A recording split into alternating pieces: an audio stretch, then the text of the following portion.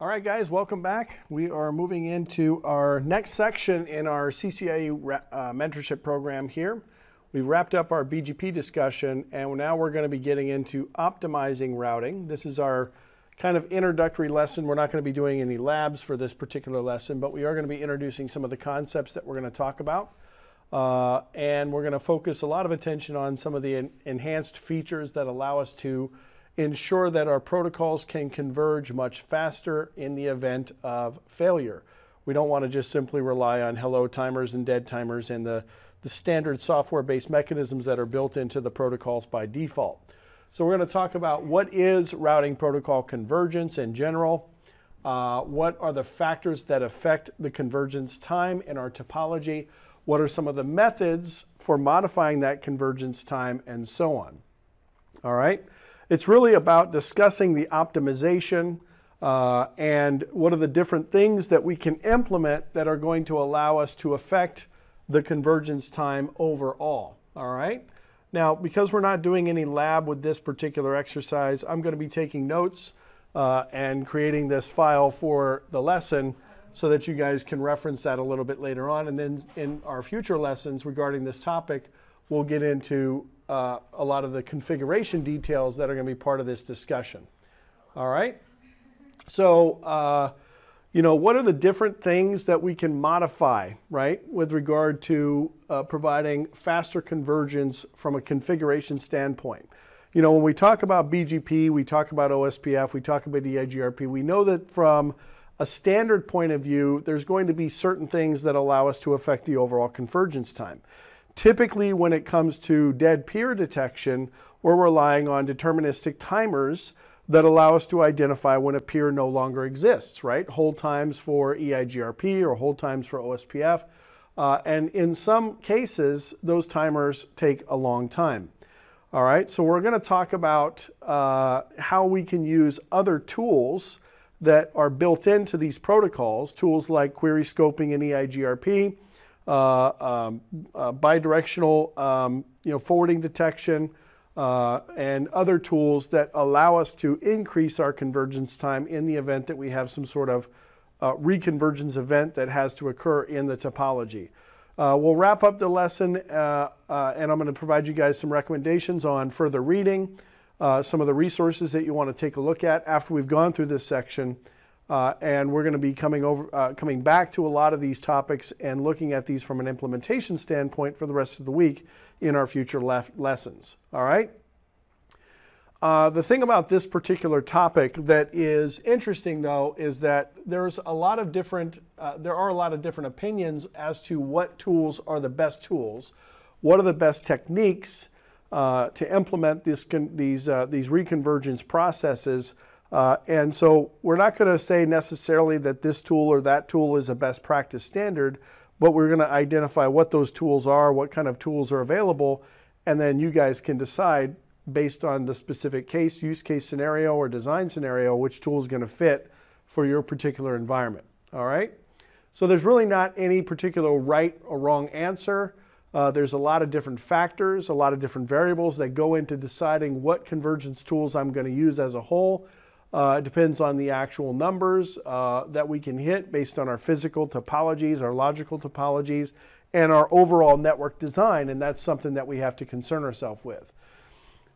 When we're talking about convergence in general, if we go out to Google and just simply search on the definition of convergence, you can pull it up on Wikipedia if you want, it basically states that convergence is the state of the routers that are involved in communicating, the state that they reach in which they all have the same topological information.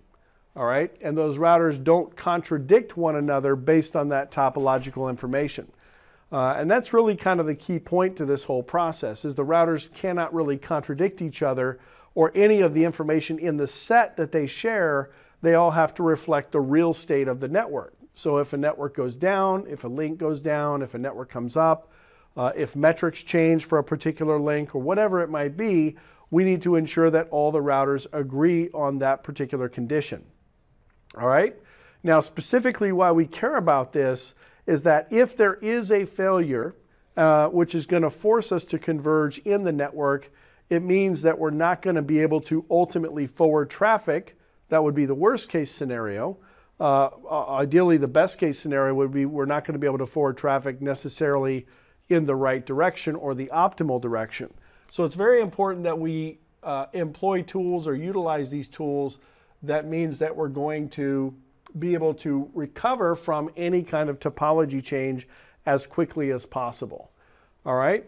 Maybe, like I said, worst case scenario, we can't forward correctly because we've created a loop in the data plane. Maybe some sort of transient loop while we're in the process of converging. So traffic is going to get looped back and forth over one of those transit links. Or maybe somebody loses a route to a particular destination and we're just basically sending that traffic to a null zero route, or we're black holing that particular traffic. In the end, the result is going to be the same, but it's still going to mean that there's some sort of outage on the network. All right? So depending on what your individual situation is, depending on what applications you're running on the network, whether you're some sort of high-speed, highly resilient trading network versus maybe some regular run-of-the-mill enterprise data network, will depend on what types of tools you want to implement, because there's some trade-offs for these tools, right? Sometimes they're difficult to implement. Mike was just talking to me earlier today about this idea that when they set up BFD, they had an issue with the CPUs on the routers not being quick enough to be able to process the thresholds that they had set. So they introduced actually more issues in the network in the implementation of these convergence mechanisms than they would have had normally had they not had the convergence stuff set up in the first place. So there's all kinds of things to consider when you take these things into account. You might have different convergence needs than somebody else in a different type of enterprise, right? For a financial sector in the financial industry, I might be looking at trying to establish or achieve some sort of nanosecond level of convergence, whereas in enterprise networks, maybe I'm okay with 3 to 5 seconds as long as maybe we don't lose connectivity to an FTP server, we don't lose voice over IP connectivity, whatever it might be, all right? We don't want stuff to reset. And as long as we can achieve sub-second convergence, usually that will be the result, all right?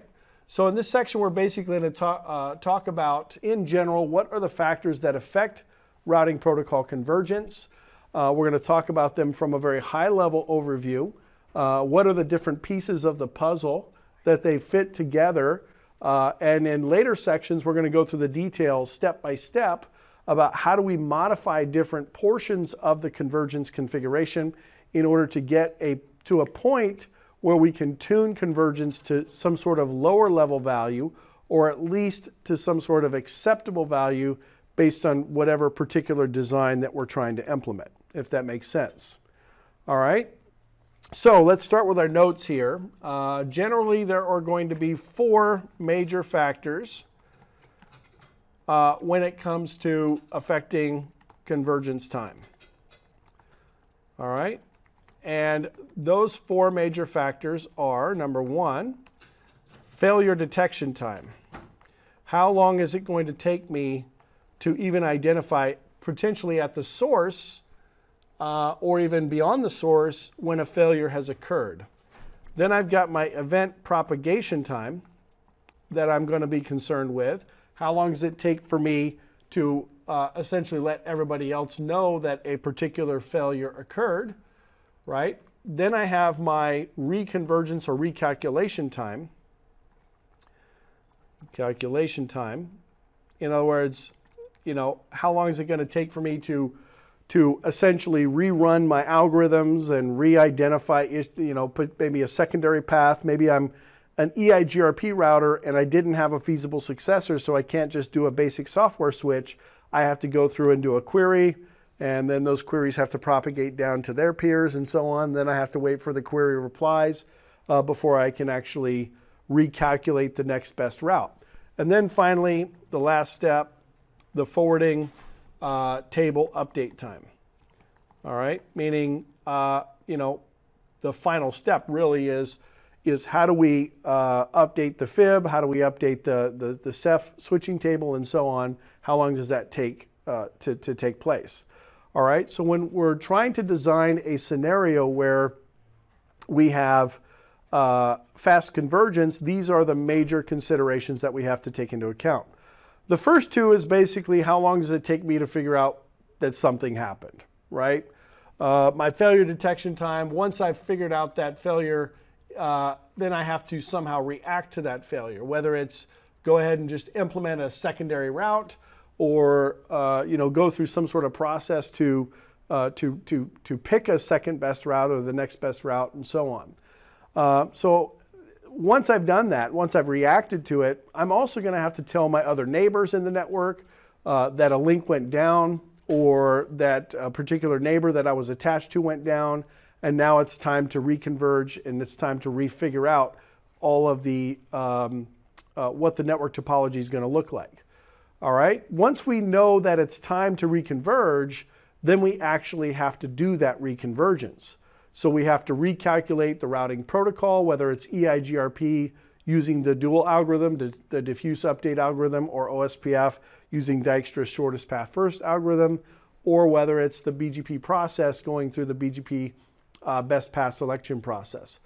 So the routers are going to have to recalculate based on those topology changes.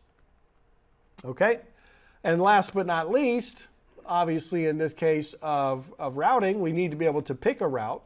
So we have to update the forwarding table, and that forwarding table update time is when we actually take the changes that we recalculated after running our algorithm, we put them into the routing table, we put them into the software forwarding information base or the Cisco Express forwarding table, and then depending on the platform, we put them into some sort of line card TCAM or some sort of hardware TCAM at the line card level to do the actual hardware offloading for the forwarding that we're going to do for that particular destination.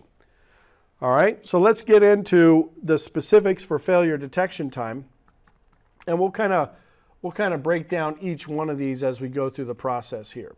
So failure detection time, and then we'll make a section here for event propagation time and recalculation time and forwarding table update time. All right, we'll be keeping some notes on each one of these. All right, so the failure detection time is, again, really how long does it take me to identify that a failure has occurred, right? How long does it take me to figure out that something bad has happened or realize that something is amiss in the network? And then, basically identifying that the problem exists in the first place. Now, there are a lot of factors that actually come into this scenario, right? A lot of factors that we have to consider. It depends on the physical topology. Are the devices directly connected over some sort of connection, serial connection, fiber optic link, or whatnot? Is there some sort of layer 1 repeating device in between that would cause the link to remain physically up, even though logically it's not functional? And in that particular case, the failure is going to be based on maybe dead timers related to the loss of hello times, which can actually be a pretty lengthy amount of time, right? Maybe it's some sort of DWDM optical switch. Maybe there's an Ethernet switch in between that's doing basic layer 2 repeating of the segment. So it's not as simple as always just saying, hey, the link went down on the other side, and I've recognized the link went down, so now what am I going to do about that, right? So when it comes to the failure detection time, some of the considerations that we have, number one is how long does it take, right, for me to realize that there's a failure. All right, now this is obviously something that we're trying to tune in this particular case. When we talk about these advanced tools for failure detection, we're trying to limit that as quickly as possible. It could be some sort of link up-down event, that's going to allow me to identify that something has failed. That would, of course, require that the devices are directly connected. It could be a routing protocol, keep alive / hello / dead timer event, right? Where I haven't seen a hello packet from the peer in 3 times the hello interval or 4 times the hello interval. We could implement some sort of IP service level agreement and EEM to be able to identify that a particular endpoint's not responding or we're not getting the right response time, or we could use something called bidirectional forwarding detection, which is our BFD, and that could be an event as well. Certainly the last 2 would be kind of advanced tools that we would implement to decrease the overall failure recognition or detection time. The first 3 are kind of, or the first 2 I should say, actually let me do it this way, put these in here. The first 2 would be more of kind of the standard approach in most implementations of these protocols, where we're just going to simply rely on what's built into the protocol to be able to identify that an event has occurred. So in the simplest of cases, the failure detection would be based on the link goes up or down, right? I shut a port down on my side, your port goes down, and then the upper layer protocols are going to immediately realize this, and they'll start to go through some sort of convergence, reconvergence process. All right, but we're going to see in certain topology designs like MPLS VPNs or frame relay or VPLS or VPWS configurations that link status on one end is not necessarily going to be affect the link status on the other end. All right, so the layer 1 or layer 2 status of the link isn't really a good indication in that particular case for end-to-end reachability, because we still have essentially, from the remote side's perspective, we still have a link connection to the cloud. All right.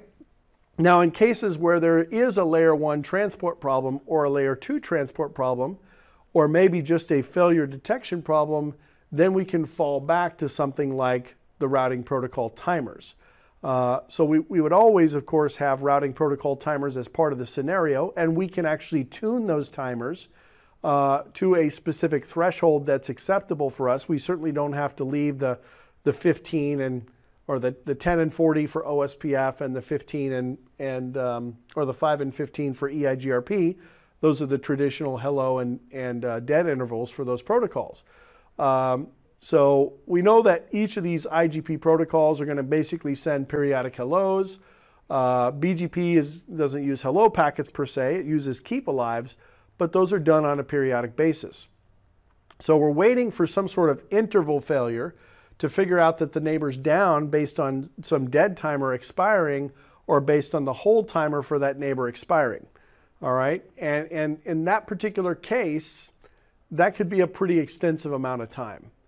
All right, we want to really kind of reconverge with sub-second intervals, but the problem with adjusting those timers to sub-second thresholds means that you're also going to be increasing the overall load on the device, you're going to be increasing the overall load on the network, and it's not the best way to increase this or to add efficiency to the failure detection time.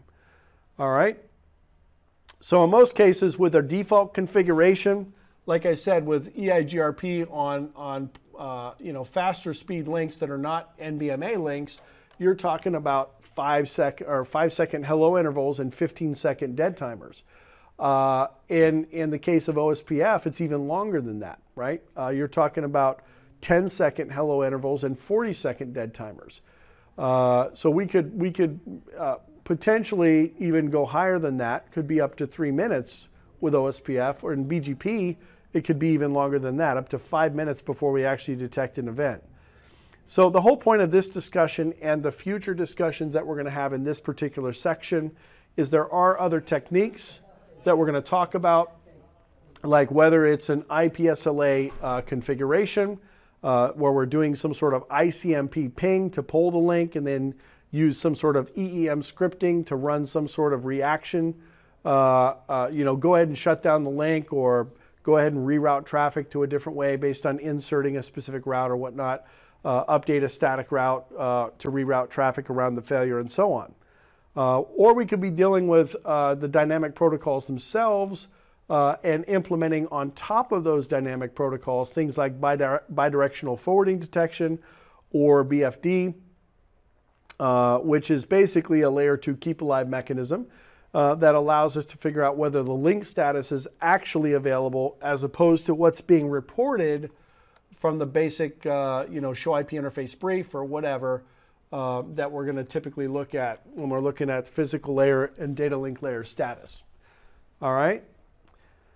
So once we've actually figured out that something has changed, a neighbor's gone, a link has failed, there's some sort of failure that has occurred in the network, the next thing we need to do is move to our second step, which is the event propagation time. I know this seems pretty basic, but really this is how you need to be thinking about these concepts when you're dealing with network design, and even when you're doing the CCIE. You have to think about some of these tools that you have to implement. So how long does it take me to tell all the other peers, right? And in addition, for them to also tell their peers, okay? So we're talking about essentially the propagation of the information. Now, in the case of EIGRP, for example, there might be some sort of query process involved and some sort of reply process, and we have to be concerned about things like, going SIA, stuck inactive, generating some sort of stuck inactive query, getting some sort of stuck inactive reply. And in this particular case, one of the things that we tried to build into this design is what we call EIGRP query scoping, where we're going to implement some sort of mechanism that limits the query domain based on stub routing features. In OSPF, we're concerned about the LSA flooding procedure, right? How do we flood LSAs throughout the domain? Are we using, particularly in this particular case, summarization to reduce, by the way, summarization would probably work here as well. Although it's a little bit different in EIGRP, but are we using some sort of summarization? Are we creating special area types like stub, totally stub, not so stubby, or, let me get that right there, or totally not so stubby, right? And we've talked about all those implementations, but again, the whole point of this is to implement a design or a scenario that reduces the overall convergence time. Maybe with BGP, we're talking about updates and withdrawals. And with BGP, we don't have as many tools available to us, but there's some prefix stuff we can do, prefix prioritization that we can do. And we can do like BGP pick edge or BGP pick core, and there's some other things that we can do with BGP to reduce the overall time. So in other words, in this particular case, how long does it actually take me to tell everybody that something is wrong in the network? Now, this is going to depend on the individual protocol. Like I said, we have all kinds of options that we can implement and we can design into the protocol itself. In the case of EIGRP, it could be a function of the query domain size, configuring stub routing features, depending on whether we're doing summarization at a particular boundary, so some topology change behind the summary boundary would only affect those routers behind that summary boundary, but anybody in front of the summary is not going to notice the change because they're still getting that summary. So if we don't have optimizations built into the network and the query domain is large, we could potentially run into that stuck inactive state or SIA state where after 3 minutes we haven't received replies from all of our peers, and then we have a network down event because I'm going to send a stuck inactive query If I don't get a stuck in active query reply, then I'm going to reset that adjacency and so on. Because we're basically in panic mode and we're trying to, in active mode, I should say, really. It's not really panic mode, but we're in active mode and we're trying to figure out what the heck to do, all right? So I might send a query to ask my neighbors, do you have a route to this destination? If I don't get a reply back within that 3-minute window, I'm just going to, well, I used to just flap the links and then start to drop off the traffic and kind of reconverge. Now we go through a secondary process doing some sort of stuck in active query, hopefully by reducing the amount of impact that we have by only flapping the links that go to the routers that are not actually responding to the query in the first place. Now we did talk about a lot of optimization for things like these IGP protocols. We talked about summarization. We talked about stub routing features to bound the query domain size, but ultimately this is going to be a feature or a function of propagation delay or event propagation times within EIGRP based on that overall size of the query domain. In the case of OSPF, we're going to talk about area sizes, right? We limit the size of the areas and we create these special area types.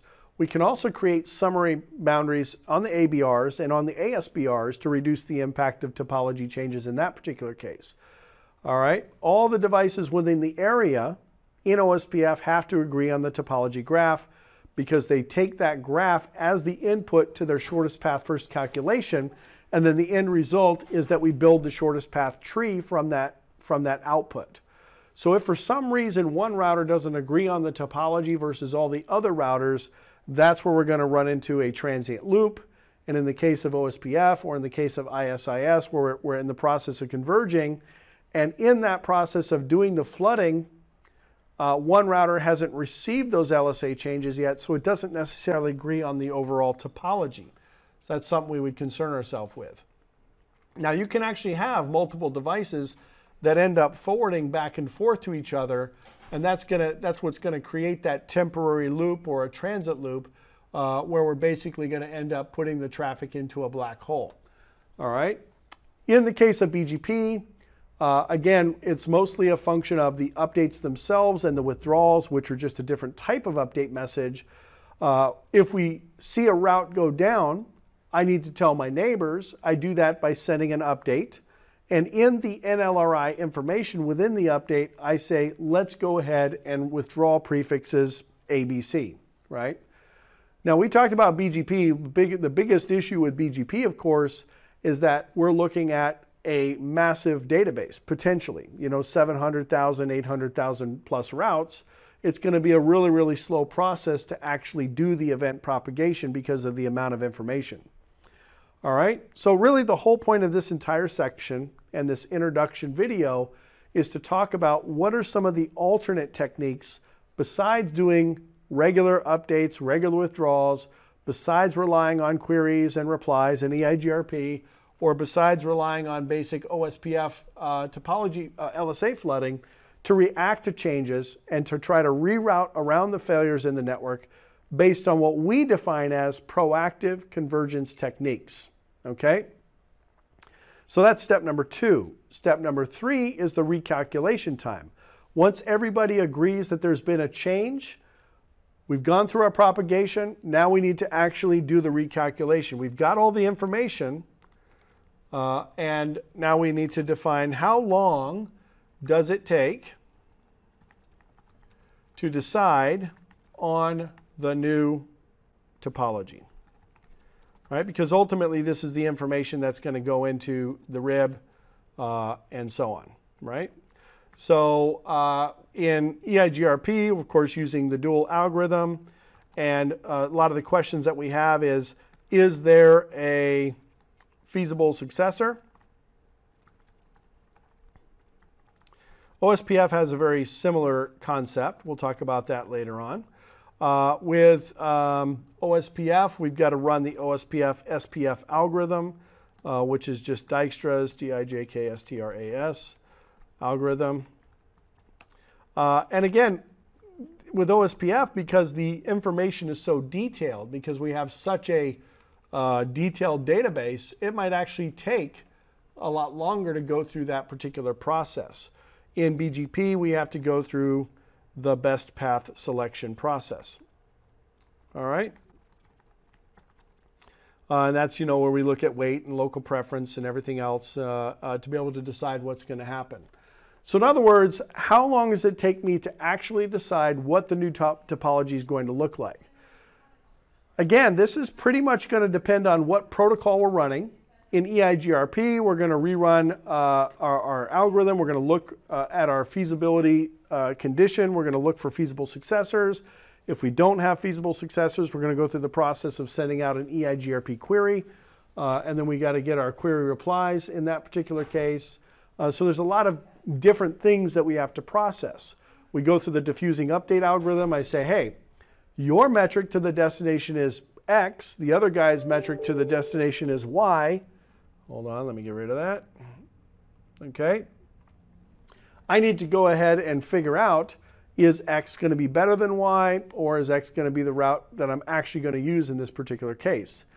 In the case of OSPF, if we run the shortest path first algorithm to build the shortest path tree, and in the case of BGP, we go through the best path selection process.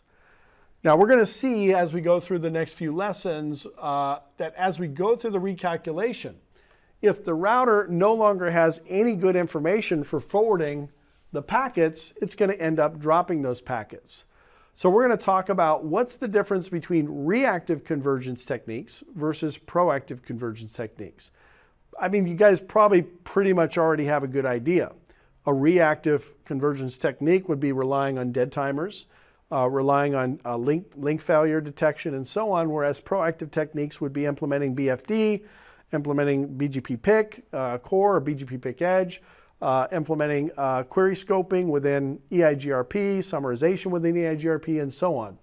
So that's what we're trying to figure out, is what are these proactive tools that we can use and how can we forward through a failure versus trying to reroute around a failure. So if we say EIGRP, for example, is going through the process of running the dual algorithm, or OSPF is going through the process of running the shortest path first algorithm, we're not actually going to be able to forward anything because we haven't recalculated or resolved the new topology. All right? So now we're in our fourth and final phase, and that is forwarding table update times. This is probably the quickest and simplest one, but it does also depend on how much information I'm collecting. Will determine essentially how long does it take to install those changes. So how long does it take to install the changes? All right. And what's going to affect this would be something like, how long does it take for the algorithm to run? So in EIGRP, I need to run my algorithm, right? I need to run dual. And then I need to build my topology database. Actually, I would run dual pretty much after I build my topology database. And then I'm going to do my RIB download for my successors, right? To be able to download my successors to the routing information base, or the global routing table. And then I have to concern myself with and by the way, this is just an example with EIGRP. All these other protocols would have a similar situation. I need to take that RIB information, I need to send it to my software FIB, my forwarding information base. So that's going to take time. And then finally, I need to take that software FIB, my forwarding information base, and maybe I'm going to send that to my hardware TCAM for processing, offloading of the routing information in the TCAM, the ternary content addressable memory. All right. So for example, if EIGRP, and that's the example I kind of referenced in this particular case, if I do the dual algorithm, I find the successor, I might even go ahead and calculate a feasible successor based on the feasibility condition. You guys recall that the reported distance of the backup path has to be less than the feasible distance of the primary path in order for that to be the case. Maybe we have some sort of variance configured as well So we're doing equal cost plus unequal cost load balancing. So we need to take those routes into account when we're doing the topology transfer. And then we need to take all that routing table information to the RIB, then transfer that information from the RIB to the FIB, to the forwarding table in software or the CEF table and so on. Depending on the actual physical platform, I might even need to download that actual information to actual port ASICs or in the line cards to insert that stuff into the TCAM. Okay? Now we're going to see out of these 4 variable options that we have to discover the failure, we have to discover or detect the failure event. We have to deal with the propagation time. We have to recalculate, and then we have to update our forwarding information. All right. This last one I mentioned, updating the forwarding information, that's pretty much going to be the least tunable of the different options, because now we're really just talking about how long does it take me to download those changes, and that's going to be a function really of the hardware. The faster the CPU, the quicker I'm going to be able to move information from, say, an OSPF RIB or an EIGRP RIB to the global RIB. All right, and then maybe if I have individual line cards or specific line cards, how am I going to be able to move that information to those hardware line cards? And what's going to determine that is how quickly can I actually rewrite the TCAM. All right, basically the flash to the actual ASICs at the port level. We will talk about in the next 3 or 4 lessons what are the ways that we can avoid having to wait for the update time or wait the recalculation time by looking at different proactive convergence techniques as opposed to relying simply on the built-in reactive techniques that are part of the protocol. Okay, so let's take a look at an example. And in this particular case, we're going to talk about OSPF Reconvergence. All right, and so let's go through the steps. So OSPF, number 1, OSPF failure detection. Now, if I was relying specifically on proactive or reactive approaches, I might be relying on neighbor dead intervals, right? So the neighbor dead interval expires. That would be in a worst case scenario, that's what I would be relying on. Then I have some sort of OSPF event propagation that's going to happen. And that's going to be my LSA flooding. And again, if I have a single flat OSPF domain, OSPF area 0, then the flooding is going to be the flooding domain is going to be pretty large, potentially. So again, the factor of where the LSAs are flooded depends on if I'm implementing ABRs, I'm implementing a spine and leaf topology where I have summarization enabled on the ABRs and so on. I've got my OSPF recalculation time. And that's, of course, going to simply rely on how long does it take me to run the shortest path first algorithm. And then finally, I've got my forwarding table update time. Now, again, in this particular case, our biggest concern is taking that information from the OSPF database to the OSPF RIB, and then taking the RIB information to the FIB, and then possibly, depending on the platform, taking the FIB to my TCAM or hardware forwarders. All right. So if we're running OSPF, let's say, for example, running OSPF on a point-to-point Ethernet link between 2 routers, but there's some sort of Ethernet switch in the middle. So from OSPF's point of view, it looks like a point-to-point link, but from the physical point of view, it's actually not a point-to-point link. There is some sort of layer 2 device in the middle that's switching the frames or basically doing the repeating of the information, and that's its general purpose. So then our failure detection time in this particular case is going to be a function of the OSPF dead timer. Eventually that timer will expire. If it is a traditional point-to-point Ethernet link, not an NBMA network, it's going to be at least 40 seconds to say the least. or maybe a little bit less than 40 seconds. But I have to be able to identify that the neighbor's no longer there. I have to tell everybody else about this, and then we have to go into our event propagation.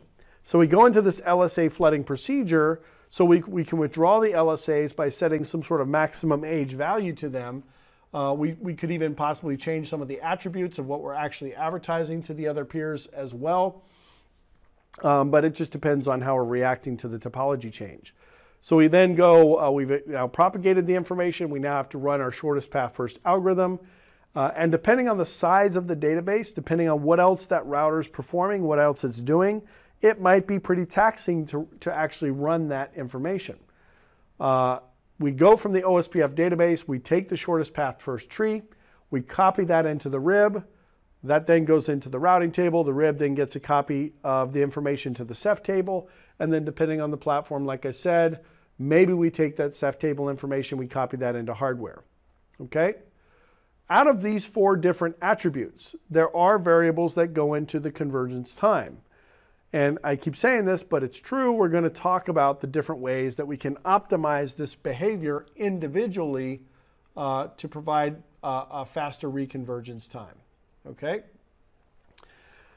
Because if we do optimize just the event propagation time, by changing, putting more memory or, whatever it is, without optimizing the failure detection time, we're still not going to get the convergence numbers that we're typically looking for. All right, maybe we want the convergence to go to 2 seconds, but in the end, we're converging in 3 minutes because we didn't change some of those variables. All right, so for all 4 of these variables, we have to take into account all of this information, and we'll take a look at individual case studies for each of the protocols that we're running so you guys can feel pretty comfortable with how we can modify these variables to achieve the results that we're looking for. All right, so how do we actually affect these values? How do we affect convergence? What are some of the factors under our control through some sort of software configuration? Or what are some of the factors through actual network design, right? Maybe it's a software configuration where I'm changing the EIGRP query domain to make it a smaller query domain. Maybe I'm implementing OSPF stub areas and so on. There could be other factors that are hardware dependent. Maybe I need more CPUs or more memory. Maybe the TCAM download is going to take a certain amount of resources.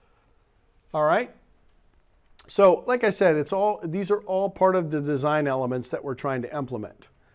If we're running EIGRP over DMVPN, for example, we might want to set up the DMVPN spokes to be stub routers. Then from the EIGRP hub of the DMVPN, we're just going to advertise a default route down to the spokes. So in the end, if the spoke, for some reason, sends some sort of query message up to the hub, then the hub is simply going to reply back and say, I don't have that particular match. I have just a default route. Likewise, in the case of OSPF, we might want to split the network into smaller stub areas, totally stubby, not so stubby, whatever it might be, to decrease the size of the database so that we can run the shortest path first algorithm more efficiently. All right, smaller database means that it's going to take us less time to recalculate. We're going to have to propagate less updates, and we can actually install information in the RIB and into the FIB more efficiently. All right. Now, there are some options that are out of our control, like some hardware-dependent options. So when we actually go to run the SPF algorithm, that's going to be more of a function of the CPUs on the router itself and how quickly it can propagate that information. All right. So finally, we're almost done here. Let's talk about some of the methods of modifying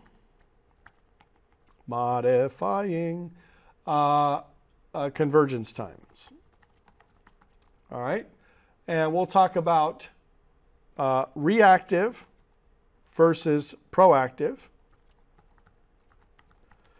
And in the case of reactive optimizations, we are talking about maybe adjusting hellos to do fast hellos, or maybe we're implementing or BFD right? That's still considered reactive because BFD would have to, a failure would have to occur.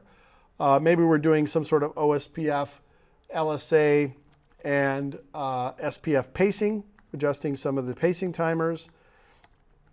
Maybe we're doing some sort of fib prefix prioritization. That would be more like with BGP, prioritization. There we go. So those would be kind of some of those reactive optimizations. Some of our proactive optimizations, and trust me, we're going to get into these in a lot of detail over the next few days. EIGRP feasible successors.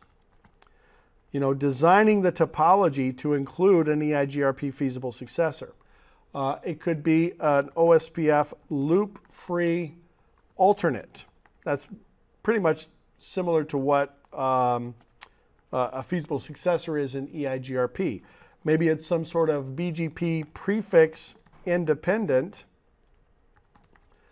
that's an E, sorry, independent convergence, or what we call PIC, or it could be some sort of MPLS traffic engineering fast reconvergence, or reroute, I should say. We call that TEFRR. All right, so that last one, though, is kind of out of the scope of what we are doing in this class, but it is one of the elements that you can use. All right. Now, if we're talking about hardware, yeah, of course, if we're looking at some sort of router like a 2600 or 27 or 2800 router from years and years ago, it's going to be much slower than if you're looking at a 6513 with some sort of high-powered supervisor engine with lots of CPUs. Also, the time that actually takes to write the changes in hardware is a function of the platform and the individual line cards.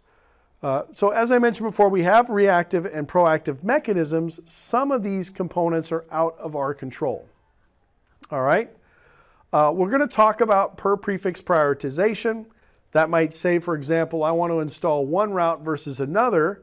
We're going to actually talk about why we might want to do that when we get into our MPLS L3 VPN discussion, where we prioritize the /32 host routes, which are usually going to be used by the provider edge router, referencing those loopback interfaces. Those are going to be the endpoints, if you will, of the MPLS tunnels that are created through the MPLS cloud. Most of the hardware-specific stuff can be managed, but basically you're just going to have to buy a bigger platform, something that's going to converge faster. You know, an ISR G1 is not going to calculate as fast as an ASR, for example. Now, when we're talking specifically about what are the methods we can actually modify, and these are the notes that I just put down, we have reactive and proactive mechanisms. When we talk about reactive mechanisms, this would be generally things like, I said, changing the hello intervals. In the case of OSPF, our hello interval by default on a slower speed NBMA network is 30 seconds, and the dead timer is 4 times that at 120 seconds. We don't want to have to wait 2 minutes before we figure out that a neighbor is down. So we want to reduce those maybe to 1 second and 4 seconds for the dead timer. There's a trade-off for that, obviously. The trade-off is that we end up sending fast hellos, essentially, maybe even potentially on a sub-second basis, but in that particular case, we're going to run into a situation where now we're generating more traffic and we're taking up more CPUs and so on. Another alternative is to run the bidirectional forwarding detection, or BFD. We're going to talk about that when we look at hellos in software. If we're running hellos in a sub-second basis, we don't generally want to do that because of the amount of load it's going to put onto the router and the amount of information that's going to have to be processed. So bidirectional forwarding detection is going to be used in lieu of fast hello timers and so on. Things that help event propagation might be to control SPF, the LSA generation, pacing timers. The idea is that a change comes in, okay? And this is when we talk about pacing timers. We'll get into this in a lot more detail later, but let's say something comes in, a change comes into OSPF. How long should I actually wait before I start to react to that change? Should I wait 3 milliseconds before I generate my own LSAs? Once I generate my LSAs, how long should I wait after that? Or should I go through some sort of exponential backoff to prevent thrashing of the routing process where I had one convergence event that happens and then another event immediately comes in afterwards and I end up rerunning the SPF algorithm over and over and over again? It might have just been better just to wait a little bit and then run the SPF algorithm once as opposed to running it multiple times. All right. Let's see, looking back at my notes. We could also make use of fib prefix prioritization. All right. This is basically when you say, I actually do the recalculation, I go to install the routes in software Ceph or in the hardware Ceph table, but I decide to put certain routes in first because some routes might be more important to us than other ones. Normally, this is going to be something that we would see in an MPLS network, specifically, like I said, when we're dealing with the loopbacks of the provider edge router, which is going to, again, provide that attachment point for the endpoints of the MPLS tunnels. Now, looking at this list again, with proactive optimizations, we're going to use these in order to forward through the failure. So instead of saying, hey, when the link goes down, do we want EIGRP to go in an active state and start asking the neighbors, or do we want to proactively design the network so that if we have a feasible successor, then we can immediately switch over in hardware from one next hop on one interface to another next hop on the other interface. This same concept kind of applies with OSPF loop-free alternate. From a high-level perspective, it's basically the same thing as a feasible successor. We have a primary route, we have a backup route, but we actually write both of them into the Ceph table in software, or we write both of them into the table in hardware. And if our primary hop fails, then we immediately fail over to the backup interface or the backup next hop. All right, the same is going to be true for the BGP prefix independent convergence or BGP PIC. Typically, it's BGP PIC edge. We'll see we'll actually talk about the difference between BGP PIC edge and BGP PIC core later on. But this is when we have multiple egress points to a customer. We want to say, hey, let's have one primary best path, and let's go ahead and automatically select our backup best path. If there's some sort of failure, we don't want to have to wait for the BGP updates or withdrawals in order to make the decision. We already have the backup decision done, pre-written in the hardware based on that BGP PIC configuration. All right. Now, ultimately, all three of these, right? EIGRP feasible successor, the OSPF LFA, the BGP PIC, they all share the same type of logic in common. And it has to do also with this whole MPLS traffic engineering fast reroute concept. The idea is that we have a normal primary path and then we have some sort of backup path that is pre-calculated. Now, in the case of traffic engineering FRR, that's, like I said, a little bit outside of the scope of what we're talking about, but we will look at it in our MPLS section from a from a high level. All right. So what is fast reroute? Why might I want to do this? We're going to look at actual implementations over the next few lessons. And in the case of IPFRR for EIGRP, or OSPF LFA, or BGP PIC, we're going to look at examples of those as well. And hopefully after those lessons, you'll have a pretty good understanding. All right, so recommended reading. Recommended resources, I should say. The first would be the BRK RST. This is a session from 3363. It's a session from Cisco Live, and you can find it on cisco.com or Google it. Routed Fast Convergence, that's a video series that you should definitely take a look at. There's another document called Caveats in, I believe it's Testing Routing Protocol Convergence. I haven't read that one myself, but I've heard good things. There's high availability design guides, right? High availability campus recovery.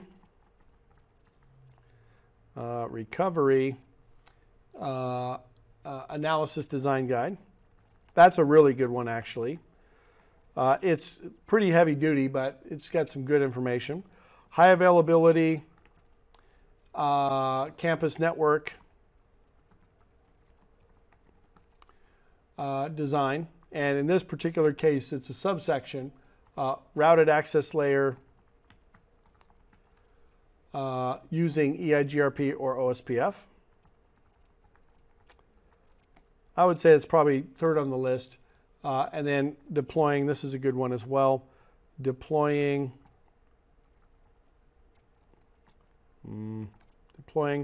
high availability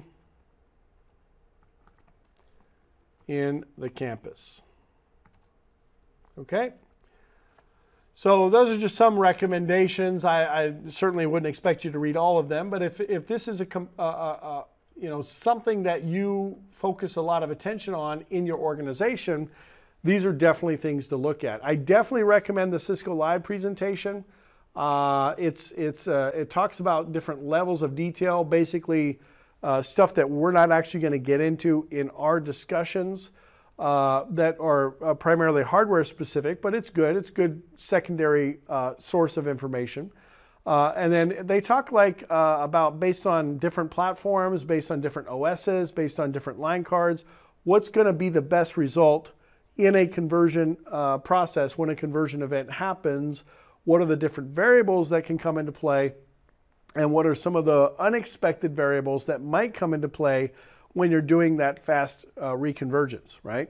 Now, the other ones are mostly design guides, like I said, where you're dealing with things like what happens if you're running HSRP with EIGRP, using some sort of per VLAN spanning tree, and there's a failure in the network. Now you're trying to coordinate multiple protocols, if you will, and multiple processes to ensure that you converge quickly. So what happens exactly when the failure happens? How long does it take to actually recover from that?